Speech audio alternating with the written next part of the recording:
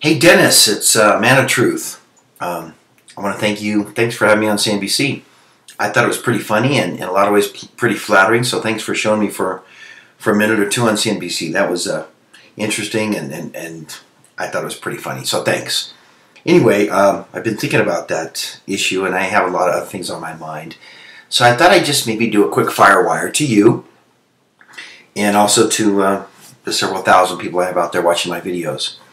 Dennis, a couple things I want to explain on the bearishness part.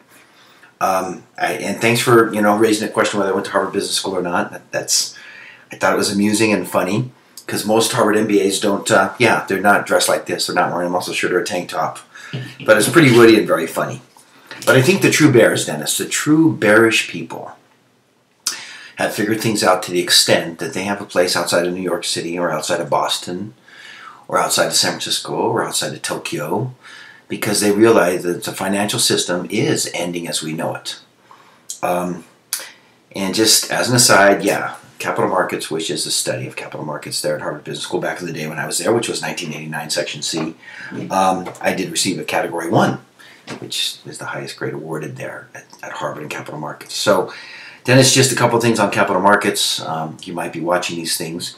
But with a long bond run around 4.13, the 30-year bond, that's an indication that people feel we're in a depression.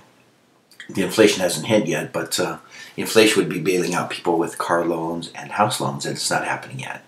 So the American consumer is getting completely crushed. And you know what, Dennis? Here's what I feel things are like.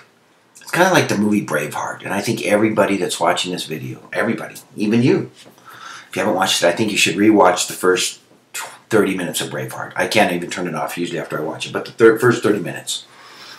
And, in that thing, Mel Gibson, the character, William Wallace, he's just trying to get away and be peaceful. Just wants to be peaceful. But Longshanks will not leave him alone.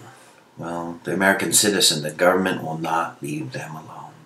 They're taxing the producers to death, and they're taking that money through legalized theft and giving it to people that aren't producing.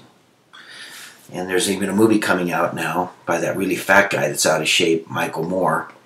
And he's going to denigrate capitalism. Well, we don't have capitalism in this country.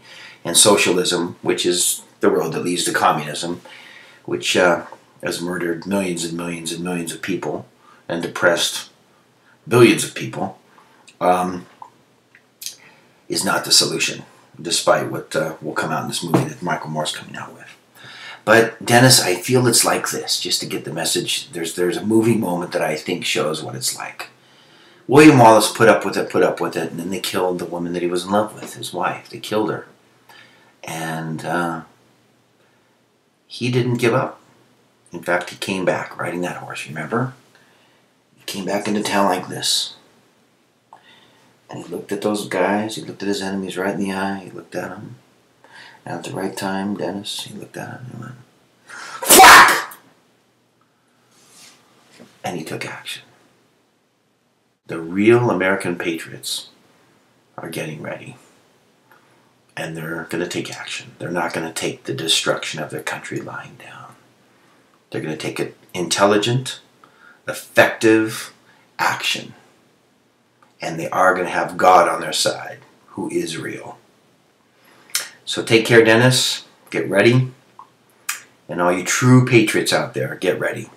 Because this fall, a lot of dominoes are going to fall down. Take care, everybody. Rock on.